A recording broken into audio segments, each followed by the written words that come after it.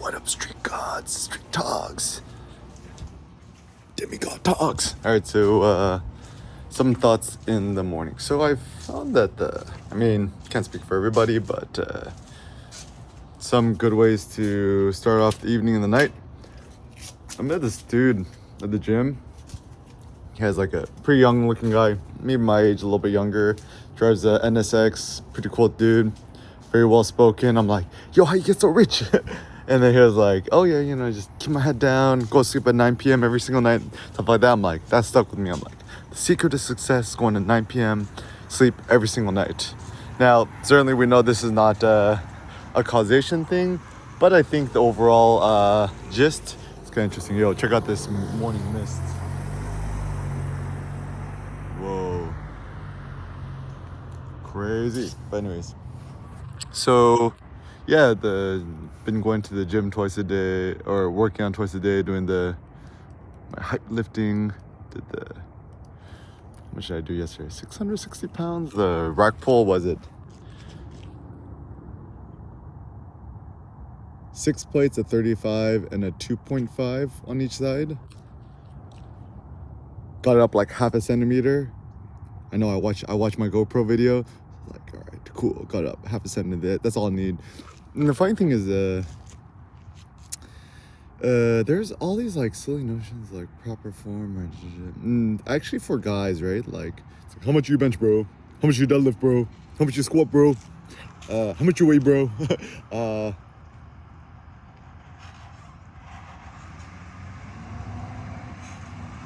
You know what's funny? It's like you always asking people like how much they weigh, how much you can lift. And like, why not just allow how much cash you have in the bank, bro?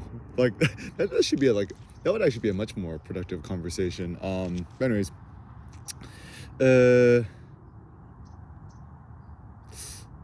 last night I was going to all you Korean barbecue with Cindy, beef liver, pork jowl, top sirloin, picanha.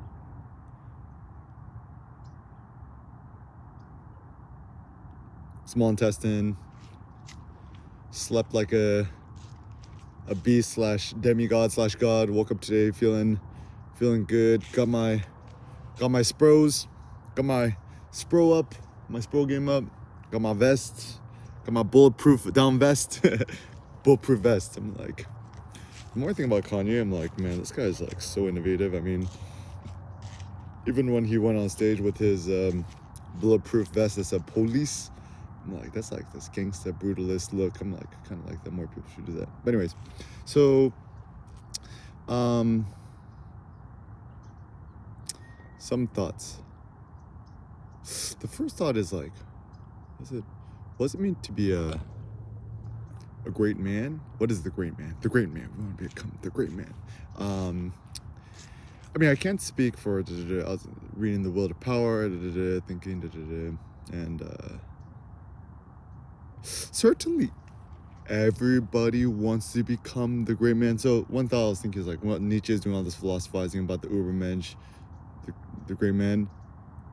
Is it he who wants to become the Ubermensch, or is he actually trying to create a conceptual theory for a future individual, right? It's interesting because like, even Nassim Taleb, who's also a Nietzsche reader, likes him, creates this Fat Tony character in his books, and then he's like, Fat Tony, like Nietzsche is the only one that Fat Tony would be scared of. So certainly the Nietzsche and his thoughts and theories, philosophies, it's quite grandiose, it's quite mega, it's quite grand. And I don't know too much about Nietzsche, but like apparently like he was like a pretty strong, stout man, military, like he served military service and stuff like that. And so I think we got some credence in what he believed in. Even in his like last book, Ecce Homo, Here's the Man, ECCE space HOMO, like it's kind of like his autobiography. It's like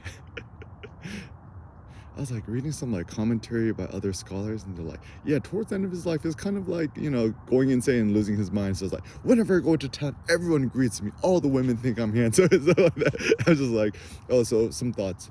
First, to be humble I think is actually very disingenuous. Like when people are trying to be quote unquote humble, what they're trying to do is a low-key flex, like look how superior I am because I am humble, right? So like, you know, even thinking about Kendrick's like, be humble, sit down. So and then you think about like a Jay-Z, right? Like his bragging rap, braggadasio, whatever the scholars call it, right? I think the reason why people don't like braggers or braggarts is that it actually diminishes them and makes them feel smaller. And people's like, how dare this guy brag about X, Y, and Z? Essentially, it's like the individual just saying, I feel so inferior to that guy, and when he brags, it makes me feel smaller. Even Nietzsche has a funny thought. It's like, I hate him because I am no match for him. ... Has any man ever said this? So think about it. Next time you hate on somebody or just somebody hate on you, is it hate out of like envy or jealousy or something else? Or is it fear? Or like the genesis of hate comes in many different forms and flavors. So ever since I've been, you know, hype lifting, Atlas Hole, 7 plates and a 5 on each side, right? Super mega uber level, right? And there's eating more meat, intermittent fasting, doing yoga in the evenings, sleeping like a god, etc. Like some things that I found that's changed about my personality, which is I think very good, is that like I'm kind of like slower, kind of like more lofty intuitions, like elevated thoughts, and then like everything's like a little bit more mute. Like things that used to annoy me, like things that I used to be like super triggered by. Someone says something, like Cindy says something, or Cindy's mom says something, somebody says something, and then I like get super defensive. But now I'm just kind of like everything's in slow mo. So something whenever, you know, Cindy or somebody says something that would otherwise annoy me in the past, I just kind of like pause and I just like slowly just like wait before responding. And so almost it's like a kind of like, it's not even stoicism at this point, because stoicism is about like suppressing your emotion to become stronger. This is kind of like a new level where kind of like, imagine like the Colossus from X-Men, you know, you're made out of like some sort of steel exterior and then someone like hits you or thing. It's just like ineffective. Imagine like you're a Geodude and a Bulbasaur is trying to do the whiplash on you, right? It's like, it isn't effective, right? Like it might take away like half an HP or no HP. Don't even feel it, right? Or imagine like the other person is like a Magikarp and trying to splash on you, right? It's like, it did nothing. So some thoughts is, what are some other things? Like, imagine if you're a Squirtle, a little Charmander comes up to you and tries to do a little flamethrower at you. You don't do nothing, right? So I mean, so some thoughts, once again, like, I like this idea of, you know, yeah, like the ultimate privilege should be working out twice a day if you have the option. Just try it, actually. Like, you know, I don't know your life situation, you're retired, you're still working, whatever. Try to do it on the weekend, right? Like during the day. Let's assume you got Saturdays and Sundays off. Let's assume workout in the afternoon, like super heavy powerlifting, hype lifting, weightlifting. In the evening, just do like a core power yoga class. You know, invite a friend, go by yourself, talk to all the pretty peoples, whatever. And just in the evening, eat a shitload of meat. Went to a Costco business center the other day and bought like, dude, the beef ribs are so cheap. You get a huge rack of beef ribs. It's only like, what, $2.50 a pound? The huge rack is only $10. And then we bought like 10 of them. And then the whole, you got some eggs and some others, power greens. The whole bill is only like $140. I'm like, man, this is next level. And to make the beef ribs super easy, just rub it with Old Bay, put it in a tray, wrap it in foil, just toss in the oven at 350 for like 2 or 3 hours, and boom, you're done. Super easy. And just cut it with some scissors and just feast like a god. And yeah, so actually currently my life goal is, everyone's always trying to build a company or build a tool or technology, something external. How come like nobody's trying to build themselves? Like, my personal goal now is I want to become the most epic, strong, buff, whatever, alpha, mega alpha, apex, buff strength at the gym in terms of physical strength. The funny thing is that you cannot really control how big your muscles will get, but you can control how strong you could become. So for example, whether you rack pulling seven plates or 700 pounds, whether that's not going to make your... Actually, my traps have gone pretty insane, but I don't look like one of those steroid users, but they are pretty insane. Or let's say, you could put in the effort and the time to bench 4 plates or 5 plates or whatever, floor bench press, dumbbell press, 150 pounds, whatever. Those could be noble goals. The result of how big your chest will become is something that's a little bit outside your control. So the reason why I like, I guess like weightlifting or powerlifting or the kind of 1 rep max lift. I don't want to say powerlifting because powerlifting is still around the squat, deadlift, and the bench. I like it kind of more like 1 rep max lifting, 1 repetition maximum, like the maximum amount of weight a single time. Because you could do it with anything. Like I do it with the floor bench press, I do it with the floor dumbbell press, you could do it with the shoulder press. You're not going for reps. Reps are for suckers. There's really no reason to do reps. The only reason people, I think they should do reps is this notion that like hypertrophy is about doing more repetitions, but I actually would say on the contrary, I don't think that's actually the case. Like I've been doing 1 rep max pulls with my rack pulls, and then my trapezius muscles, the one next to my ears. It's the most insane it's ever been. Also with my thighs and my legs, because bodybuilders, the Achilles heel for most bodybuilders is their legs look like twigs. Mine look like sequoia tree trunks, Hercules thighs, thunder thighs, turbo thighs. Right? It's like, just try it. Atlas hold. Just Google or YouTube the Eric Kim Atlas hold. 7 plates and 5 on each side. It was so heavy, I push it and I had to squeeze my eyes closed. Just hold that weight on your thighs will become insanely monster. It's crazy. How much is that weight? 680 pounds? I don't even know. Like we were eating Korean barbecue the other night, and the dude talking, he's like, oh yeah, weightlifting. And he's like, oh, how much can you lift? Or how much can you lift? And then I was like, a lot. That's the best response, right? I'd like, think about 21 Savage. How much money you got? A lot. How many you got? A lot. It's the best way, right? Rather than trying to nickel and dime every... That's actually the funny thing too with weightlifters or powerlifters. Like everyone has to be super precise. Like, how much can you deadlift, bro? It's like, I could deadlift 558.2 pounds. Once people get super specific as showing insecurity, or even with height, right? It's like, Eric, how tall are you? I'm like, I'm 5'11" and a half, or I'm 5'10" and a half. I'm 5'11". I'm 5'10" and 3/4. It's like, how big is your wee wee? It's like an inch from the ground. Oh, or you'd be like, I wrap it around my leg. Just joke with it, right? And also I think the great man is kind of fun, jokesy. Like even like doing more yoga and lifting weights. I actually find myself a lot more playful with my niece and nephew, Amelia and Benji, who are like now in the 2nd grade, and I think Benji is like kindergarten maybe, running around and stuff like that. So like in some ways you become like more serious. I mean serious, it's like more focused on lofty thoughts and stuff, but you also become more childlike. Even Nietzsche talks about this, that the Greeks, the ancient Greeks, they were like overgrown children, super happy and gay and joyful, yet they were kind of like monsters and beasts. Imagine like the happy barbarian.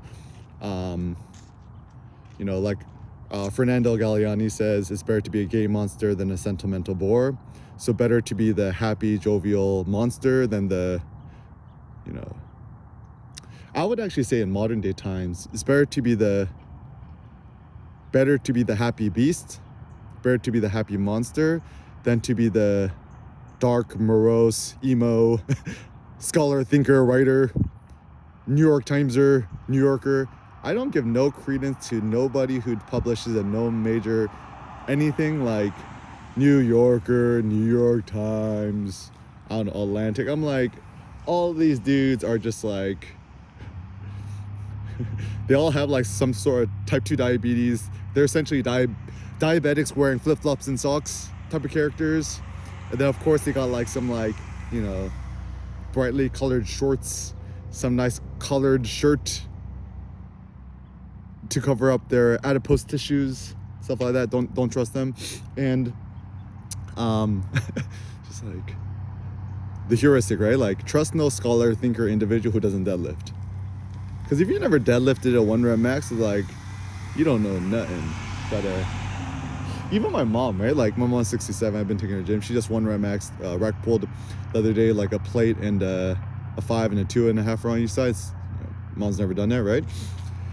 And it's interesting, like, when people have the opportunity to push themselves, then they obviously shouldn't hurt herself. Like, people are always like, you're gonna hurt yourself, you're gonna hurt yourself. I'm like, no, you're not gonna hurt yourself. You're more likely to hurt yourself like running and then you trip on a rock, or texting while walking, or driving while texting and die, right? Actually, some pro tips, right? Like, if you don't want to quote get injured at the gym, right? Some thoughts. 1, instead of doing deadlift, do a rack pull. I think the range of movement is far superior, and you could also lift more. 2, don't do like full squats. Don't do parallel, below parallel, ass press, whatever. Just do the Atlas hold. Just unrack it, just hold it on your shoulders and put it back, and just see the maximum you could do, right? Even if you use newbie, you could probably do at least 3, 4, 5 plates, I don't know. Even if you use a seasoned lifter, bro, just go for the 7 plates, go for the 8 plates. Could you do it? Can you do it? Try it out. Or if you're a seasoned deadlifter, let's say you could deadlift 550 pounds, 600 pounds, whatever, right? Go for the rack pull. Can you do 7 plates? Just try it. Don't do it, no belt, no wraps, no straps. Just chalk in a mixed grip. If you're finna do bench press, my suggestion is do a floor bench press, because you have superior leverages, and I think you actually get more recruitment from your hips and your legs, and you get better leg drive. And also, you don't need a spotter, which is nice. And you could also lift more because you have superior leverages. There's really no reason to do a bench on a bench press, unless I suppose you're trying to compete. But then if you compete, like, why even like, the more I think about it, right, people who do powerlifting to compete, I'm like, there's like really no reason. I think, like, what is he trying to do is, like, are you trying to prove something to somebody? Or do you think that while you're gonna competing, that you're gonna be able to hit a new personal record while competing? I mean, possible, but then once again, extremely fragile. I've heard stories of people in powerlifting competitions, you gotta wait in line, you gotta wait. Or, you know, you just gotta, like, you know, you're unfamiliar with the equipment, you know, the music, the ambience, whatever. It's like, I think anyone who does some sort of competition, it's like, yeah, but I gotta prove myself. It's like, even proving yourself or stuff like that, it's showing like a sincere lack of self-confidence. It's like, hey, good job, but that was just a gym PR. I'm like, the gym is the ultimate place. The gym is the gymnasium, the ultimate place of, like, you enter in competition, you have all these other dudes, like, you know, you're comparing yourself to all these other dudes. Like, let's say you're about to go, you see another dude just, like, you know, deadlift 8 plates super easy, right? It's like, do you know the guy's on the juice? He's on the gear. He's strapped. Eating the gummy bears, maybe 2 gummy bears, you never know, right? So once again, don't compare yourself to nobody else. The great man stands on 2 feet. Has nothing to do with money. I think it's a combination of physical, physiological strength, courage, focus. Get the Lamborghini haircut, the Brad Pitt Fury haircut. Shout out to my friend Bill Block, and also Cindy for giving me this haircut. Yeah, we all want to become Brad. Just become like Brad Pitt, but like way buffer and stronger and less emo. I feel bad for Brad. I feel like Angelina Jolie, estranged from his kids. Yes, saw him in the trailer in a new the Bullet Train movie. I'm like, man, he doesn't look good. He's not aging well. Whereas Tom Cruise, I mean, he's probably had plastic surgery up the kazoo, but actually Tom still looks pretty good. I mean, I don't know all the drama about the Scientology stuff, but whatever. So yeah, so also some thoughts is spend more time thinking, blogging, vlogging, creating, sharing. Also, one of the funny biases in philosophy or thinking is that it looks like the goal is, people's like, oh, you want to have all these elevated thoughts, but ultimately one must write out their thoughts, one must publish their thoughts and put their thoughts out there. And then I think some reason that people don't publish their thoughts is actually, once again, fear that, like, oh, I'm not gonna sound smart or, you know, legit or whatever. But every single legit velociraptor has written their thoughts or shared them. The only one, like, only real famous one who didn't was like Socrates. But from what I gleaned, Socrates was actually not a good philosopher. He was kind of I mean, this is me just kind of my reading into Nietzsche. Also, even Nassim Taleb, right? Socrates was like, first of all, I mean, this shouldn't be a rebuke, but like, apparently he was like super, super ugly. Like, just Google, why was Socrates so ugly? Or Socrates ugly. There's so many accounts written about how ugly he was, and also if you look at the marble bust of his face, yeah, he is quite not the looker. And we could also assume that he never lifted weights. He was probably like, I don't know if he was, I don't know. I've heard different accounts that he was like kind of stoutly built or something, or who knows. He did military service, whatever. But essentially, like even our best friend Seneca, thinkers, most people give Socrates kind of the fellatio, give him the metaphorical head. They're like, Socrates was the best, right? But I think what it is like he becomes almost kind of like Henri Cartier-Bresson, where he kind of becomes a symbol head, where you kind of respect and theorize him. No, but actually even Nietzsche was like, Socrates was a sign of degeneracy, and all the philosophers who came after Socrates, like philosophy before Socrates, pre-Socratics like Heraclitus, Democritus, etc. They were much more about like, kind of more pure philosophy, like thinking about the nature of the universe and like stuff like that. Whereas after Socrates, it was too focused on virtue and ethics. And even now, I think that's what most philosophers tend to think about. I think actually ethics and morality. So what's the difference? So for me, I think morality has to do more with religion. Ethics is kind of more just like conduct, human to human conduct or societal conduct. It kind of has to do more with the nation, the society and stuff like that. But ethics is one of the ultimate luxuries that, a philosopher could have.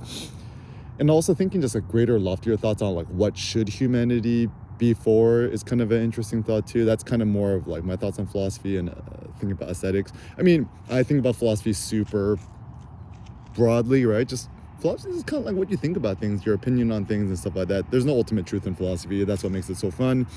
People have been philosophizing for trillions and thousands of years. They're gonna continue to philosophize trillions and thousands of years from now. So yeah, just ultimately my suggestion is think more about what does it mean to become the quote-unquote great man and strive to become your own ideal.